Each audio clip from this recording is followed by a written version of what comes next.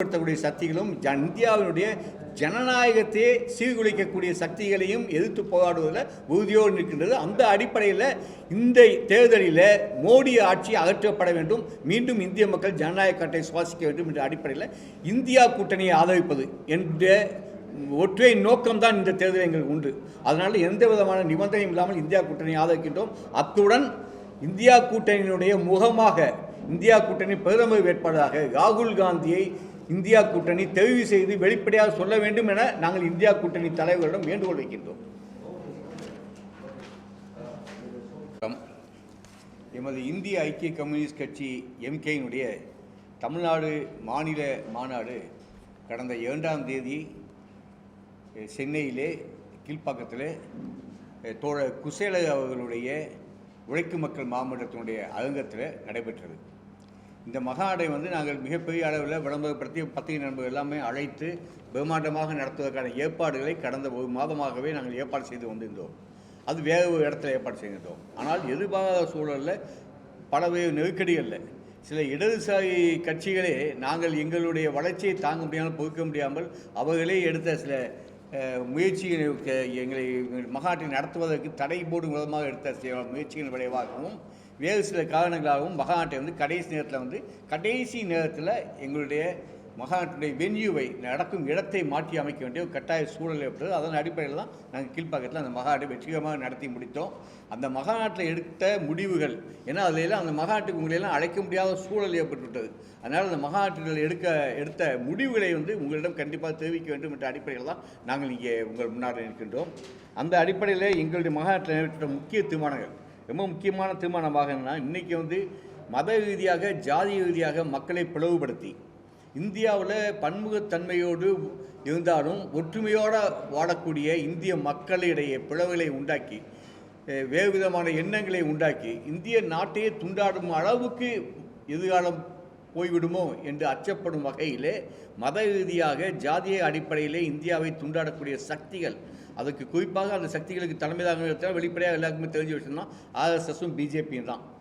RSS பிஜேபியினுடைய முகமாக திகழக்கூடிய மோடி அரசாங்கம் இன்னும் ஒரு டைம் நீடித்தால் அதனுடைய விளைவு என்பது இந்திய ஜனநாயகத்தை முற்று முழுக்க குழி தோண்டி புதைப்பதாக அமைந்துவிடும். அதுக்கப்புறம் ஜனநாயகம் என்பதே கிடையாது இந்தியாவில். அப்படிப்பட்ட சூழலுக்கு இந்தியா போய்விடக்கூடாது என்பதற்காக அதற்கு எதிராக ஒரு வலுவான அமைப்பு எதுவோ அந்த அமைப்பை ஆதரிக்க வேண்டிய கடமை என்பது கம்யூனிஸ்டுகளாக எங்களுக்கு நிச்சயமாக உண்டு. ஏன்னா தேசபக்தியில் கம்யூனிஸ்டுகள் அந்த கடமையிலிருந்து நழுவக்கூடாது என்ற அடிப்படையில் இந்திய ஐக்கிய கம்யூனிஸ்ட் கட்சி எம்கே என்ற எங்களுடைய அமைப்பு இந்த தேர்தலிலே வருகின்ற நாடாளுமன்ற தேர்தலிலே இந்தியா கூட்டணியை ஆதரிப்பது. ஏன்னா மோடிக்கு எதிரான வலுவான கூட்டணியாக அமைந்துள்ள இந்தியா கூட்டணியை முழு மனதோடு ஆதரிப்பது. அகில இந்திய அளவில் இந்திய தேசிய காங்கிரஸ் கட்சியுடைய தலைமையிலே செயல்படுகின்ற கூட்டணியையும் தமிழகத்தை பொறுத்தவரை திராவிட முன்னேற்ற கழகம் தலைமையிலே செயல்படக்கூடிய இந்த கூட்டணியும் எந்த விதமான நிபந்தனையும் இல்லாமல் எங்களுக்கு நாங்கள் எலெக்ஷன் நிற்கணும் அல்லது எந்த மாதிரி நிபந்தனை எங்களுக்கு கிடையாது. எங்களை பொறுத்தவரை மோடி ஆட்சி அகற்றப்பட வேண்டும், மக்கள் ஜனநாயக காற்றை மீண்டும் சுவாசிக்க வேண்டும். அதற்கேற்ற வகையில் அரசியல் சூழலை உண்டாக்க வேண்டுமானால் இந்த ஆட்சி அகற்றப்பட வேண்டுமானால் இந்தியா கூட்டணி வெல்ல வேண்டும். அதுதான் எங்களுடைய முக்கியமான எண்ணம். அந்த அடிப்படையில் தான் நாங்கள் இந்தியா கூட்டணியை ஆதரிக்கின்றோம். அதில் குறிப்பாக இந்தியா கூட்டணியினுடைய தலைவர்களுக்கு சகல கட்சி தலைவர்களுக்கும் குறிப்பாக இடதுசாரி கட்சி தலைவர்களுக்கு நாங்கள் முக்கியமான வேண்டுகோளை வைக்கின்றோம். அங்கே மோடி என்ற பிம்பத்தை முன்னிறுத்தி தான் நாங்கள் தேர்தலை சந்திக்கும் பொழுது இங்கேயும் அதற்கு தகுந்த ஒரு நபரை முன்னிறுத்த வேண்டிய கட்டாயம் என்பது உண்டு. ஏன்னா மக்கள் என்னதான் சித்தாந்தங்கள் அடிப்படையில் ஒரு யுத்தமாக இருந்தாலும் கூட மக்களை பொறுத்தவரை ஒரு தலைவனை பார்த்து வாக்களிக்கக்கூடிய மனோபாவம் உண்டு. அந்த அடிப்படையிலே இன்றைக்கு இந்தியாவிலே இளைஞர்களுடைய நம்பிக்கை நட்சத்திரமாக திகழக்கூடியவர் மோடி அரசாங்கத்துக்கு எதிராக மோடி அரசாங்கத்தின் மோசடி வேலைகளை அம்பலப்படுத்துவதில் முன்னணியில் நிற்கக்கூடிய தலைவர் ராகுல் காந்தி அவர்கள் தான். ஆகையால் ராகுல் காந்தியை பிரதமர் வேட்பாளராக இந்தியா கூட்டணியை அறிவிக்க வேண்டும். அதற்கு அனைத்து இந்தியா கட்சியினுடைய கூட்டணி தலைவர்களும் ஒத்துழைக்க வேண்டும். குறிப்பாக அதற்கான முன்னெடுப்பை இந்திய கம்யூனிஸ்ட் கட்சியும் மார்க்சிஸ்ட் கம்யூனிஸ்ட் கட்சியும் முன்னெடுக்க வேண்டும் என தோழமையோடு இந்திய ஐக்கிய கம்யூனிஸ்ட் கட்சி எம்கேயின் சார்பாக நாங்கள் கேட்டுக்கொள்கின்றோம். இது எங்களுடைய முக்கியமான ஒரு கோரிக்கையாகும். அதற்கு அடுத்தபடியாக எங்களை பொறுத்தளவு கடந்த கிட்டத்தட்ட 30 ஆண்டுகளுக்கு மேலாக இலங்கையிலிருந்து அகதிகளாக வந்த தமிழ் மக்கள் இங்கே அகதி முகாம்களிலே தங்க வைக்கப்பட்டு சொல்லனால சித்தவதைகள். நீங்கள் வந்து இன்றைக்கி அவங்களுடைய கஷ்டங்கள் சொல்லவே முடியாது, வார்த்தைகள் விவரிக்க முடியாது. நாடற்றவர்களாக இருக்கின்றார்கள். அவங்க இந்த இந்தியாவினுடைய பிரஜையும் அல்ல, இலங்கையினுடைய பிரஜையும் அல்ல. ஸோ இப்படிப்பட்ட ஒரு சூழலில் அவங்களுடைய வேலை வாய்ப்பு பறிக்கப்படுகின்றது, கல்வி கற்கக்கூடிய உரிமை பாதிக்கப்படுகின்றது. வெளிநாட்டில் போய் வேலை செய்யணும்னா அதற்கு பாஸ்போர்ட்டு கிடையாது. இந்த சூழலை மாற்ற வேண்டும் என்றால் அந்த இந்தியாவிலே தங்கியிருக்கக்கூடிய ஈழத்தமிழ் அகதிகளை இந்திய குடிமக்களாக அங்கீகரித்து அதுக்குரிய நடவடிக்கையை மத்திய அரசாங்கம் எடுக்க வேண்டும். அதற்கான முன்னெடுப்பை மாநில அரசாங்கம் மத்திய அரசாங்கத்தை வலியுறுத்தி சில செயல்பாடுகளை செய்ய வேண்டும் என மாநில அரசாங்கத்தை கேட்டுக்கொள்கின்றோம். மத்திய அரசாங்கத்தையும் தமிழர்களை காக்கக்கூடிய நடவடிக்கை எடுக்க வேண்டும் என கேட்டுக்கொள்கின்றோம். அதோட முக்கியமாக ஒரு விஷயம் பார்த்திங்கன்னா, தென் தமிழகத்தில் மணல் கொள்ளை என்பது மிகப்பெரிய அளவில் நடக்குது. அதில் வந்து இந்த கட்சி அந்த கட்சிலாம் பாகுபாடெல்லாம் கிடையாது. எங்களை பொறுத்தவரை எந்த கட்சி ஆளுங்கட்சியாக இருந்தாலும் சரி, திராவிட முன்னேற்ற கழகமாக இருந்தாலும் சரி, அனைத்து இந்திய அண்ணா திராவிட முன்னேற்ற கழகமாக இருந்தாலும் சரி, எந்த ஆட்சி வந்தாலுமே இந்த மணல் கொள்ளை வந்து தமிழகத்தினுடைய மண் வளத்தையும் இயற்கை வளத்தையும் சுரண்டக்கூடிய மிகப்பெரிய ஆபத்தாக வளர்ந்து கொண்டே இருக்கின்றது. இங்கே எடுக்கக்கூடிய மணல் என்பது ஒரு நிமிடத்துக்கு 14 வண்டிகள், 14 லாரியில் ஒவ்வொரு நிமிஷத்துக்கும். தென்காசி மாவட்டத்தில் மட்டுமே சொல்கிறாங்க, தென்காசி மாவட்டத்தில் ஒரு நிமிஷத்துக்கு 14 வண்டிகள் கேரளாவுக்கு மணல் கடத்தி எடுத்து செல்கின்றார்கள். இதில் வந்து 2 திராவிட கட்சிகளுடைய பங்களிப்பும் அதில் உண்டு.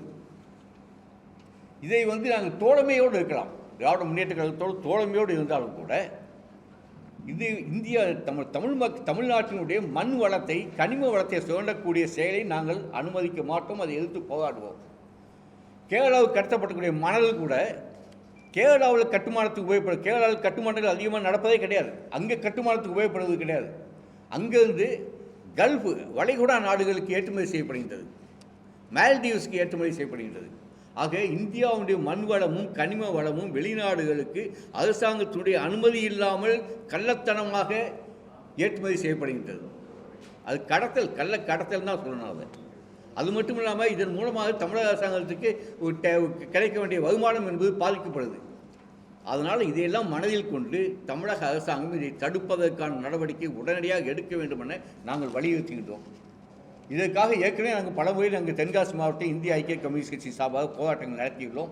இனியும் தொடர்ந்து அதை நடத்துவோம், வலியுறுத்துவோம்.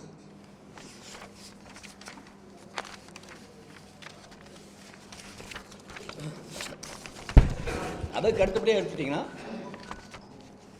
டாஸ்மாக் வந்து இன்றைக்கி வந்து தமிழகத்தை வந்து முழுக்க தமிழக இளைஞர்களை வந்து மாணவர்களை ஒரு 10ஆம் கிளாஸ் படிக்கக்கூடிய பையன் 11th ஸ்டாண்டர்ட் படிக்கிற பையன்லாம் வந்து டாஸ்மாக் கடையில் நின்று வாங்கிட்டு போகிறத கண்கூட பார்த்துட்டு தான் இருக்கும். நீங்கள் என்ன தான் 18 வயசுக்கு மேலே தான் கொடுக்கணும் அப்படின்னு சட்டமே நீங்கள் போட்டால் கூட, ஆனால் ரெகுலராக நடந்துகிட்டு இருக்கு. அதுவும் டெய்லி ஒவ்வொரு நாளும் நம்ம பார்க்க முடியுது. அதை சின்ன சிறுவர்கள், மாணவர்கள், இளைஞர்கள் அனைவருமே வந்து இந்த மதுவுக்கு அடிமையாகி இன்றைக்கி எதிர்காலத்தில் வந்து தமிழகத்தினுடைய தொழில் வளம் பாதிக்கப்பட்டுவிடுமோ, தமிழகத்தினுடைய பல்வேறு வளங்கள் பாதிக்கப்பட்டுவிடுமோ. ஏன்னா முக்கியமான அறிவு வெளிச்சம் என்பதை கிடைக்காமல் போய்விடுமோ இளைஞர்கள் என்ற பயம் எங்களுக்கு ஏற்பட்டுள்ளது, இந்த அச்சம் ஏற்பட்டுள்ளது. ஒரு காலத்தில் வந்து இந்தியா முழுக்க வந்து தமிழர்களுடைய தமிழ்நாட்டில் ஐஏஎஸ் படித்தவர்கள்லாம் இந்தியா முழுக்க பல்வேறு பகுதிகளில் வந்து பல மாநிலங்களில் வந்து ஐஏஎஸ் அதிகாரி செயல்பட்டு கொண்டுள்ளார்கள். இது நாளுக்கு நாள் கம்மியாகிட்டே வருது. இதெல்லாம் யோசித்து பார்த்தா இதே மாணவர்களையும் இளைஞர்களையும் போதை பழக்கத்துக்கு அடிமையாக்கக்கூடிய இந்த டாஸ்மாக் ஒழிக்கப்பட வேண்டும். அது மட்டுமல்ல, போதை மருந்துகள் கடத்தல் என்பது போதை மருந்துகளை தமிழ்நாட்டில் மட்டுமல்ல, இந்தியா முழுமைக்கும் அகில இந்தியாவிலும் பரவலாக கொண்டு செல்லக்கூடிய கொடுமை நடந்துட்டு இருக்கு. இதற்கு குஜராத் தான் முக்கியமாக தளமாக திகழ்ந்து கொண்டது.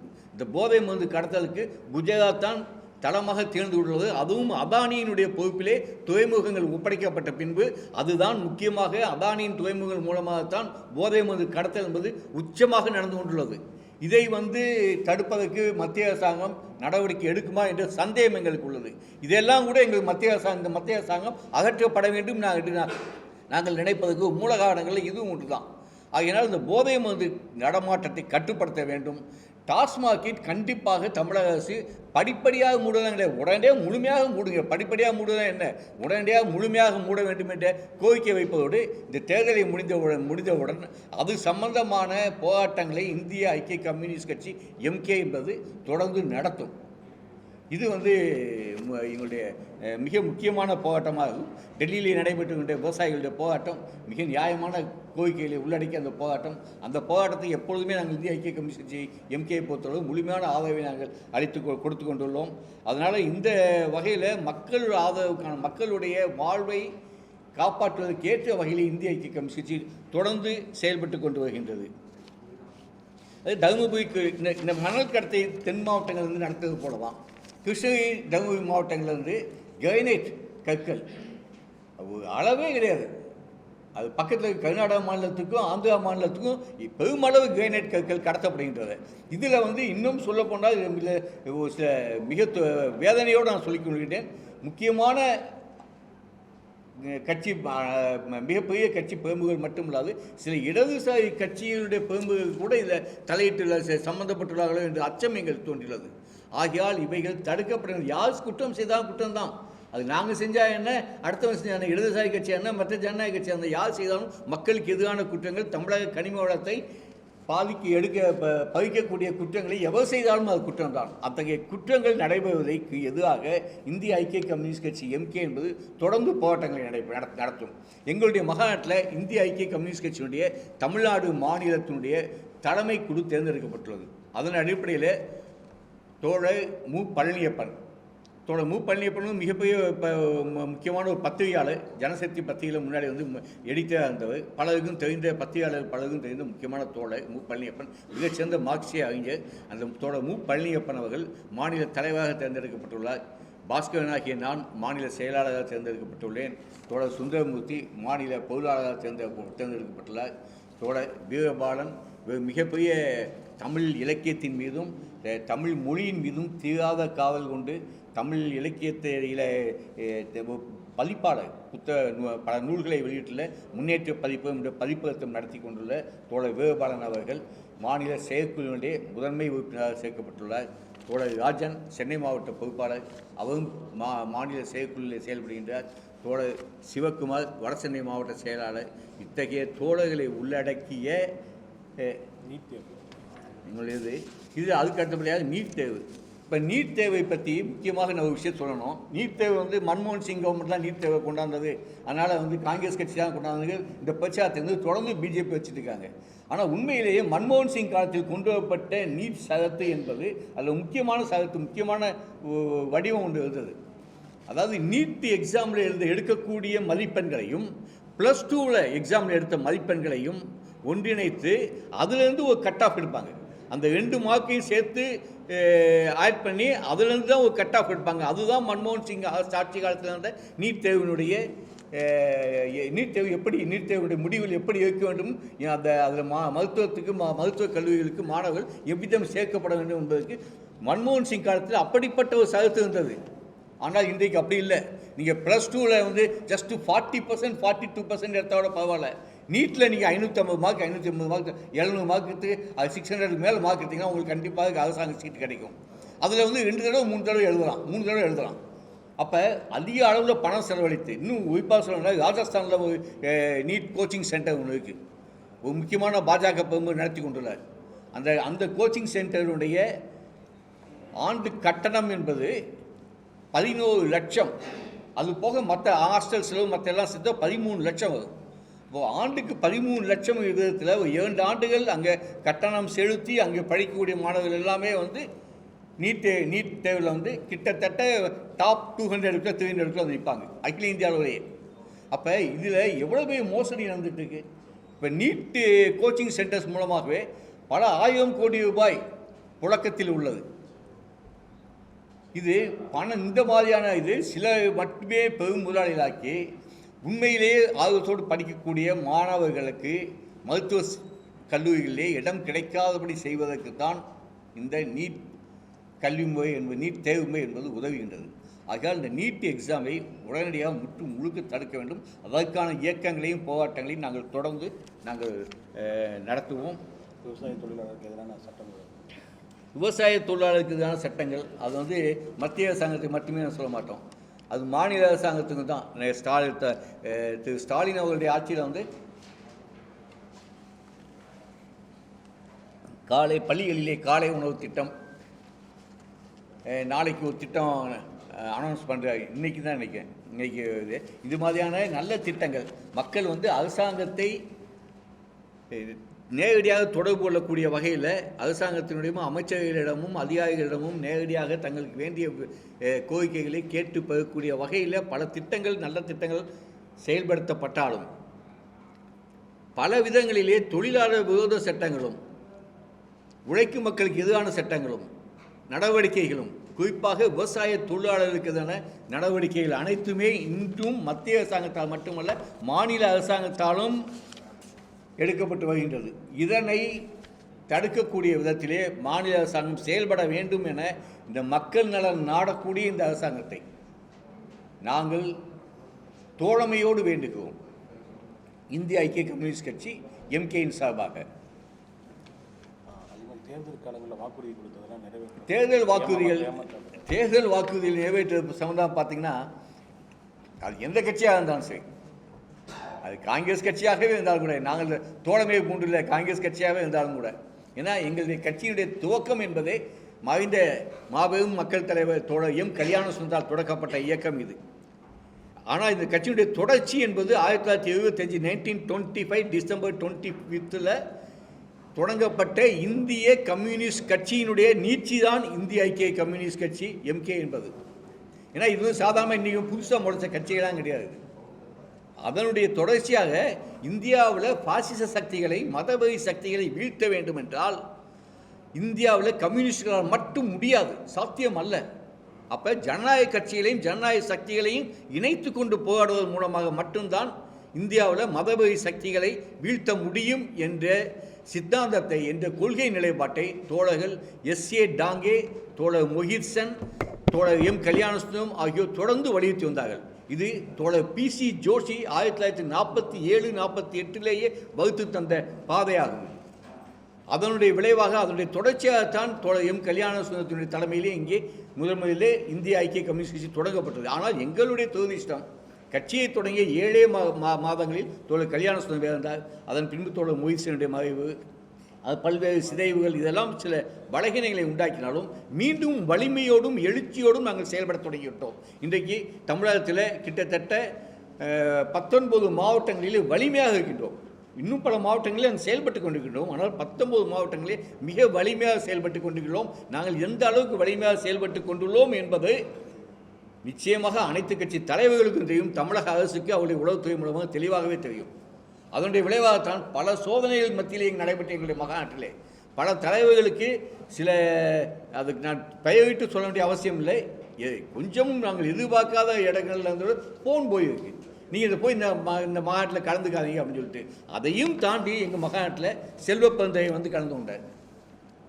மதிமுகவின் சார்பாக மதிமுகவுடைய பொருளாளர் செந்தில் அறிமுகன் அவர்கள் கலந்து கொண்டார். அற்புதமான பேச்சு. இந்தியாவினுடைய கம்யூனிஸ்ட் இயக்க தலைவர்கள் அத்தனை பேரை பற்றி பிசி ஜோஷியிலிருந்து எஸ்வி காட்டையிலிருந்து இன்னைக்கு கல்யாணசுந்தரம் வரைக்கும் அத்தனை தோழர்களுடைய வரலாற்றையும் சொல்லி அற்புதமான ஒரு பேச்சை வந்து மதிமுகவினுடைய செந்தில் அறிமுகம் பேசினார். விசிகாவின் சார்பாக கலந்து கொண்டார்கள். மார்க்சிஸ்ட் கம்யூனிஸ்ட் கட்சியின் சார்பாக கலந்து கொள்வதற்காக முயற்சித்தார்கள். ஆனால் வரக்கூடிய காலம் மிக தாமதமாகிவிட்டது. அதற்குள் எங்களுடைய கூட்டமும் முடிந்து விட்டது. அதன் பின்னால் வந்தாங்க அவங்க.